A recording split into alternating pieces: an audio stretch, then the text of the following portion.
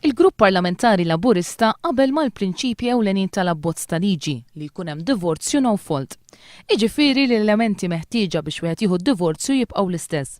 Id-divorzju jista' jingħata wara li koppja tkun ilha mifruda minn xulxin jew separata legalment mill-inqas 4 snin fl-aħħar 5 snin, wara wkoll li jkun sar kull sforz biex jitranġa żwieġ u ma rnexxix, kif ukoll li jkun hemm manteniment garantit għal persuni milquta. Il-Maltin ivvotaw għal dan it-tip ta' divorzju b'maġġoranza ta' 14,500 vot, 53% tal-elettorat eleġibbli fir-referendum ta' 28 ta' Mejju li għadda. B'hekk il-Partit Laburista mistenni jressaq biss emendi tekniċi fl-abbozz blan biex isir titjib fih.